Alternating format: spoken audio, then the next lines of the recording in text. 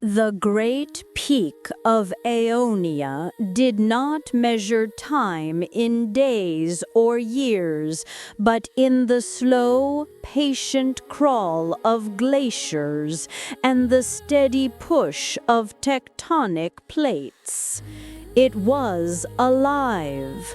A deep, resonant hum, like the slow breathing of a sleeping giant, was its heartbeat, a rhythm so slow most people never felt it.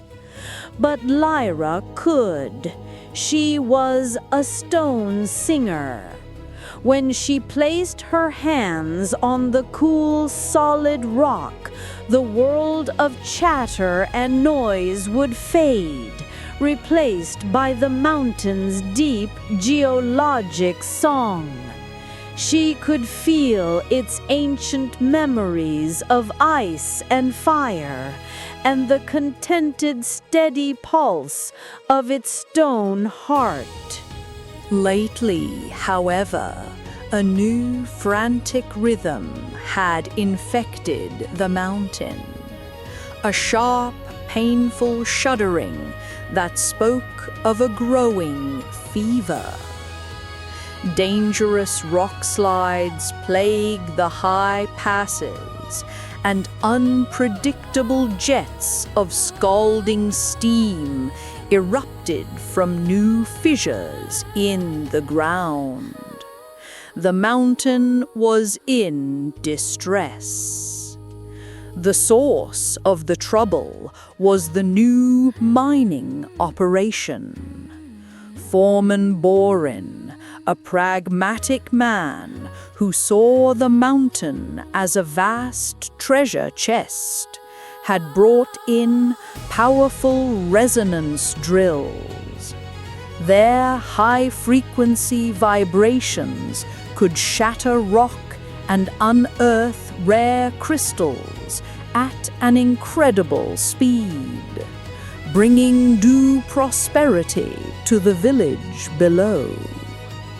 Borin and his miners, their ears filled with the loud shriek of their own machines, were deaf to the mountain's agony. They couldn't feel that their rapid, frantic drilling was like a frantic, painful drumbeat against the mountain's slow, steady heart. Lyra knew she was the only one who could help. With a leather satchel carrying her tools, a set of stone mallets carved from rocks of different densities, she set off for the mines. As she reached the foothills, a pile of boulders groaned and shifted. It unfolded itself into a large, lumbering creature of stone and moss. It was nice. A rock golem as old as the mountain itself, a piece of its consciousness given form. "More noise," Gneiss grumbled, his voice the sound of rocks grinding together. "The big quiet is upset, itchy, feverish, wants to scratch." "I know," Lyra said softly, placing a hand on his mossy shoulder. "That's why I'm here. I need to get to the Heartstone." Dangerous. The paths are all wrong now. Shaky, the golem complained, but he began to lumber forward. "Follow me, and try not to make any sudden moves. The mountain is irritable." Gneiss led her through secret, forgotten tunnels, far from the miners' new shafts. The journey was treacherous. The mountain's fever was everywhere.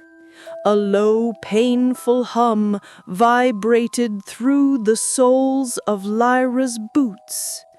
They had to dodge sudden jets of hot steam and scramble across ledges that trembled with a constant, panicked shudder.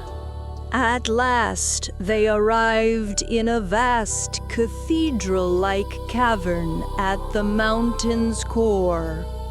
In the center, suspended in a web of crystalline veins, was the Heartstone.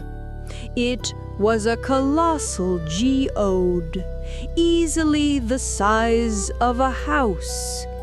It should have been glowing with a slow, steady inner light and emitting a deep, calming hum.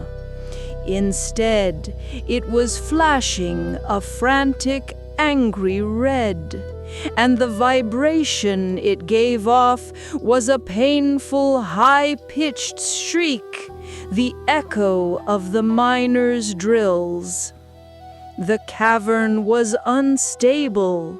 Small rocks rained down from the ceiling, and a great crack was snaking its way up the far wall. The mountain was tearing itself apart. "Hurry up, little singer," Nace grumbled, pulling his limbs in close to his body. Lyra took a deep breath, unpacking her stone mallets.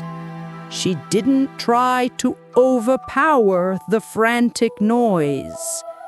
Instead, she chose a smooth, flat stone on the cavern floor and gently tapped it with her softest limestone mallet. It produced a low, gentle thrum. She tapped again, finding a steady, patient rhythm, the same rhythm she had always felt from the mountain in its moments of peace. Thrum, thrum, thrum. It was a tiny sound against the Heartstone's panicked shriek, but it was steady. She began to sing, her voice not loud, but low and resonant, matching the tone of the stone. She sang of the slow patience of falling water, of the strength of ancient roots, of the long, peaceful sleep of a glacier. Slowly, almost imperceptibly at first, the Heartstone's frantic flashing began to calm. Its painful shriek began to lower in pitch, trying to match the gentle, insistent rhythm of her song. The rockfalls lessened. Just then, Foreman Boren and a crew of his miners broke through a nearby tunnel wall, their drills whining. "There she is! What is this nonsense?" Boren shouted, marching forward. "Quiet!" Lyra commanded, her voice suddenly filled with the mountain's authority. She didn't stop her rhythm. "Listen!" Boren stopped, annoyed, but for the first time, with his own drills silent, he could feel it. The painful, panicked vibration that shuddered through the very rock he stood on. He looked at the flashing, cracked Heartstone, and then at the small girl, whose gentle song was the only calm thing in the entire cavern. He finally understood. He was not just digging in rock. He was wounding a living thing. He turned to his crew. "Shut them down," he ordered gruffly. "All of them, As the last of the drills fell silent, a profound quiet settled over the cavern, broken only by Lyra's steady, rhythmic song. The Heartstone's angry red light softened, first to a gentle orange, then to its normal, healthy, slow-pulsing blue. The painful vibrations ceased, replaced by the deep, contented hum of the mountain's true heartbeat. Foreman Boren never used the resonance drills again. He and Lyra worked together, using her stone singing to find the mountain's resonance pathways, natural seams in the rock where crystals could be gathered with minimal disruption. The mining was slower, but it was safer, and the crystals they found were clearer and more beautiful than any they had shattered with the drills. Lyra still spent her days in the quiet company of the peaks, but she was no longer the only one who listened.